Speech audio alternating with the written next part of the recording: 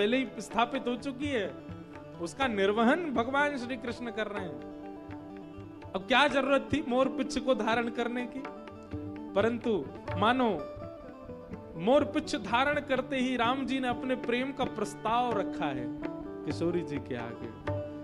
मोर पिच्छ धारण करते ही रूप कांति ऐसी हुई, ऐसी अद्भुत हुई महाराज, क्या बताएं, उसका वर्णन नहीं कर सकते। मोर पिच्छ को धारण कर लिया, लेकिन तभी सीता जी ने और सब सखियों ने एक आश्चर्य देखा। क्या? भाल तिलक श्रम बिंदु सुहाए, भाल तिलक श्रम बिंदु सुहाए, श्रवण सुभग भूषण छवि छाए, श्रवण सुभग भूषण छवि भैया छाए। शरद पूर्णिमा का दिन है, इतनी गर्मी नहीं थी, भोर का समय है, कोई ग्रीष्म ऋतु नहीं है, और श्री राम जी के मुखमंडल पर प्रश्वेत के बिंदु प्रकट हो रहे हैं। क्यों? हमारे मामा जी, बक्सर वाले मामा जी तो पद भी गाते हैं, छूटल ललार पे पसीना हो लाल काहे, छूटल ललार पर पसीना। हे लाल जी, आपके पसीना क्यों आ रहे हैं? कोई गर्मी का महीना तो नहीं है, ऐसी सुंदर ब्यार चल रही है, सुंदर पुष्प वाटिका में आप खड़े हो, फिर आपको प्रश्वेत के बिंदु क्यों आ रहे हैं? हमारे राम भद्र आज पहली बार संकोच में आए हैं। किशोरी जी के रूप कांति को देख करके ठाकुर जी इतने आनंदित हो गए हैं। कहां आज तक ऐसा रूप देखा नहीं, पहली बार किसी नारी को नेत्र भर के देखा है राम जी ने, इसलिए पसीना आ रहे हैं राम जी के मुखमंडल पर। सब सखियां इस रूप की बलैया ले रही हैं, सीता जी इस रूप के दर्शन करके आनंदित हो रहे हैं। बोलो राम भद्र भगवान की जय। सीता जी ने राघव जी को देखा और राम जी ने श्री किशोरी जी को देखा। सीता जी गई मंदिर में और जाकर के जगदम्बा भवानी के चरणों में प्रणाम करके मानो मनी मन उन्होंने कह दिया, ये जो अभी अभी दिखे थे मन में, इन्हीं से ही विवाह हो जाए, यही हमें प्राप्त हो जाए, ऐसी कृपा करो।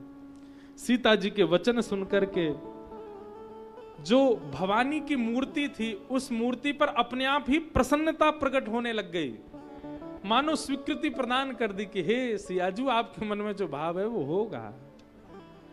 जय जय गिरिवर राज किशोरी, जय महेश मुख चंद चकोरी, जय गज बदन सडानन माता, जगत जननी दामिनी दुत गाता। सब श्री सियाजू ने जाकर के प्रणाम किया, वंदन किया। और यहां राम जी की स्थिति क्या है? राम जी लौट करके आ गए, और जैसे ही लौट करके आए हैं, सुमन और तुलसी दल जो लेकर के आए सब गुरु जी के चरणों में अर्पित किया, और गुरु जी को सब सच बता दिया। मतलब वहां भी नहीं छुपाया है राम जी ने, गुरु जी को भी जाके बता दिया। बोले हमको इस प्रकार एक सुंदरी मिली थी, बहुत सुंदर थी, संभवतः जनक जी की पुत्री हैं, उनको देख करके मन में बहुत हर्ष हुआ। बस इतना ही कहा, इससे आगे नहीं कहा कि विवाह आदि हो जाए, गुरु जी ने कृपा करो, ये सब नहीं कहा राम जी ने। केवल बता दिया कि हम सुमन तोड़ने गए थे तो वहां पर हमको बहुत सुंदरी, उनको देख करके हमको बहुत अच्छा लगा। गुरु जी से छुपाया नहीं।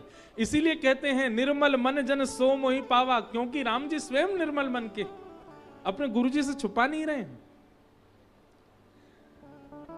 विश्वामित्र जी ने सुना और सुन करके बोले सुफल मनोरथ हो तुम्हारे, राम लखन सुन भय सुखारे। अच्छा, गुरु जी ने कही राम जी तुम्हारा मनोरथ सफल हो, राम जी से कही थी लक्ष्मण जी इतने खुश क्यों हो रहे हैं? क्योंकि कहीं ना कहीं सीता जी के संग में उषा भी तुम आई थी, लक्ष्मण जी से भी नेत्र के नेत्र चार हो गए थे। लक्ष्मण जी भी खुश हो रहे हैं, राम जी का हाथ पकड़ रहे हैं, बोले बढ़िया होगा। राम जी बोले अच्छा तो तुम भी देखे आए हो अपने लिए। लक्ष्मण जी बोले अब बड़े भैया उनके पीछे पीछे हम, जिस पथ पे आप चलो वहीं हम चलेंगे। इस प्रकार वर्णन करते हैं पूरी रात राम जी को नींद ही नहीं आई, और राम जी चंद्रमा को देख करके कह रहे हैं तुम क्या अपने ऊपर अभिमान करते हो? सीता जी का देखा रूप, देखा तुमने सिया जी का? अरे कौन कहता है तुम बहुत सुंदर हो? आज हमने देखा किशोरी जी को। हाँ, सिय मुख समता पाव किमी चंद बापुरो रंक। सिया जी का मुख देखा चंद्रमा तूने? कैसी सुंदर है। आहा, राम जी रात भर श्री जी के रूप का ही चिंतन कर रहे हैं और श्री जी के रूप का चिंतन करके आनंदित हो रहे हैं। रात भर राम जी सोए नहीं, सिया जी की याद आ रही है बस। प्रातः काल उठ करके गुरुदेव को पूजन आदि कराए, सब स्नान आदि करके तैयार हुए और सीता जी का स्वयंवर देखने के लिए राम लक्ष्मण दोनों गुरुदेव के साथ गए। रंग भूमि आए दोई भाई, असि सुधि सब पुरवासिन पाई। रंग भूमि में बड़े बड़े राजा आए हैं, बड़े बड़े सब धनुर्धारी आए हैं, पर जैसे ही रणभूमि में, रंग भूमि में गुरुदेव विश्वामित्र के साथ राम और लक्ष्मण जी का प्रवेश हुआ, मानो पूरी रंग भूमि उन्हीं को ही देखने लग गई, उन्हीं के रूप लावण्य का दर्शन करके आनंदित होने लग गई।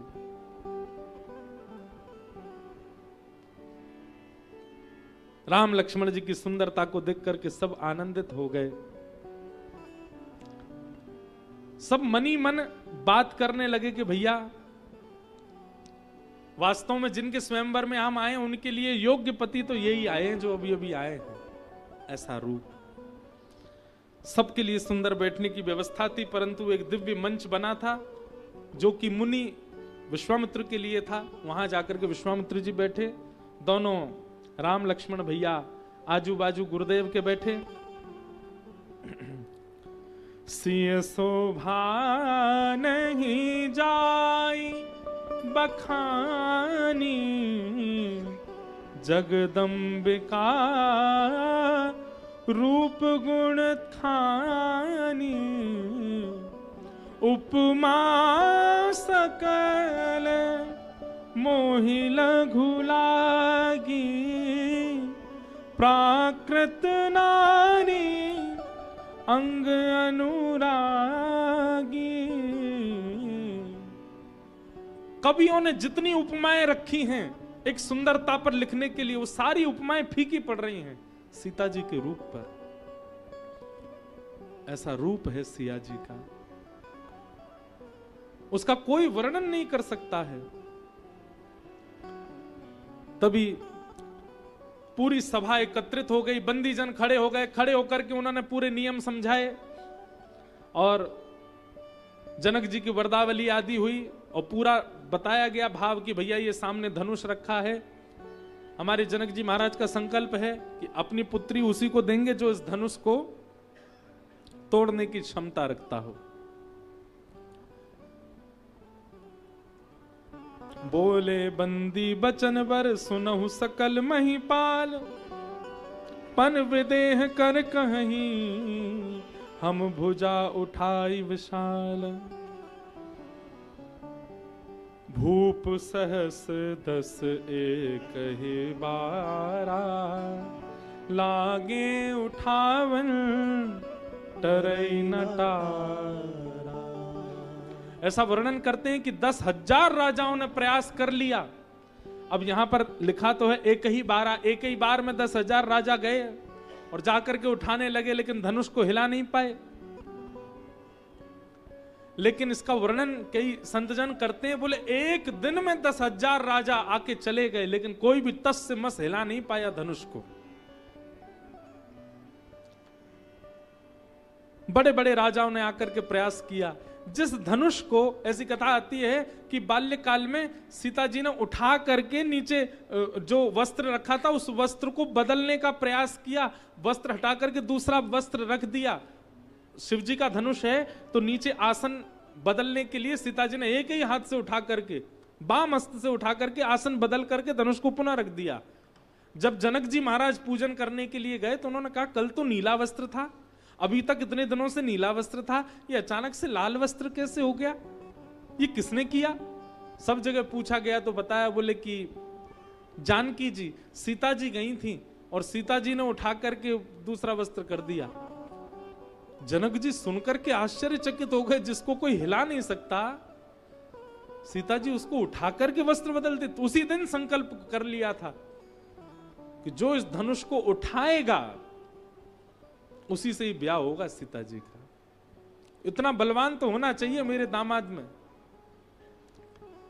लेकिन आज बड़े बड़े राजा थक गए, अपने गुरुजनों का आशीष लेकर के सब जाएं, लेकिन कोई भी धनुष को हिला ना पाए।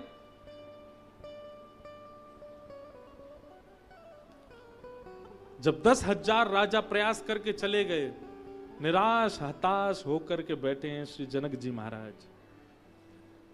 और तभी अब राजा प्रयास कर रहे थे, जनक जी ने सबको रोका, बोले अब रुक जाइए, मैं समझ चुका हूं। अब जन को माखे भट मानी, वीर विहीन मही में जानी। मुझे पता लग चुका है कि अब इस धरती पर कोई वीर बचा नहीं है। आप सब लोग इतनी दूर दूर से आए, आकर के आप सबने अपना प्रयास किया, उसके लिए बहुत बहुत धन्यवाद। सबको प्रणाम किया और कहा कि अब मेरा भाग्य है, मेरी बेटी के लिए कोई योग वर नहीं है, विधाता ने जो लिखा है वही होगा। अब ऐसे मैं किसी से भी ब्याह तो नहीं कराऊंगा। आप लोग धनुष हिला तक नहीं पा रहे हैं, उठाना तो बहुत दूर की बात। ऐसे कैसे किसी से भी ब्याह करा दूं अपनी पुत्री का? कोई बात नहीं, विधाता ने शायद मेरी पुत्री का विवाह रचा नहीं है। ये बात सुनकर के तिल मिला रहे थे विश्वामित्र जी के बगल में बैठे हुए लक्ष्मण जी। राम जी तो बेचारे चुपचाप बैठे हैं, वो तो कुछ कहते नहीं है, पर लक्ष्मण जी ने जैसे ये बात सुनी, तुरंत लक्ष्मण जी अपने स्थान पर खड़े हो गए। रघुवंशिन महु जह को होई, तेहि समाज अस कहीं न कोई। हे जनक जी क्षमा कीजिएगा, पर जिस सभा में अगर कोई रघुवंशी बैठा हो, इस प्रकार का भाषण आपको नहीं देना चाहिए, इस प्रकार की वीरता का बात आपको नहीं करनी चाहिए उस सभा में। लक्ष्मण जी कहते हैं रघुवंशी युवा बैठा हो, रघुवंशी कुमार बैठा हो, यह भी नहीं, कोई दूध पीता रघुवंशी छोटा सा बालक भी यदि सभा में बैठा हो तो भी आप इस बात को नहीं कह सकते कि पृथ्वी वीर विहीन हो चुकी है। और यहां दो रघुवंशी बालक बैठे और आप कुमार बैठे और आप कह रहे हैं कि पृथ्वी भार विहीन हो गई। अरे जो तुम्हारे अनुशासन पाऊं, कंदुक इव ब्रह्मांड उठाऊं। लक्ष्मण जी महाराज कहते हैं मैं गेंद के भांति पृथ्वी को उछाल दूंगा आकाश में, यदि राम जी की आज्ञा हो जाए तो, इनकी कृपा यदि मुझ पर हो जाए तो इसी समय पृथ्वी को गेंद की तरह उछाल दूंगा। और आप कह रहे हैं कि इस पृथ्वी पर कोई वीर नहीं बचा। कांचे घट जिमिदारों फोरी, घड़े की तरह पृथ्वी को फोड़ दूंगा। सकऊं मेर मूलक जिम तोरी। आप इस प्रकार की बात कैसे कह सकते हैं?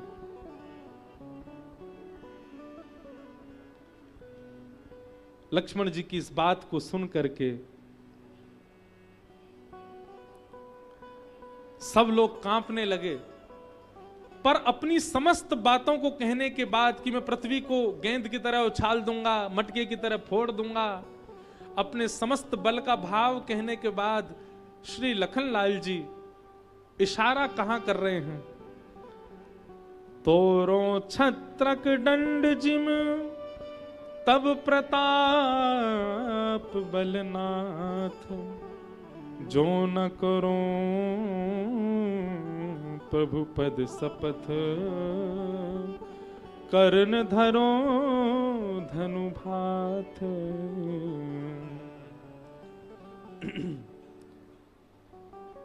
और ये सब करने में मेरा बल नहीं है, ये सब राम जी की कृपा से मैं करूंगा।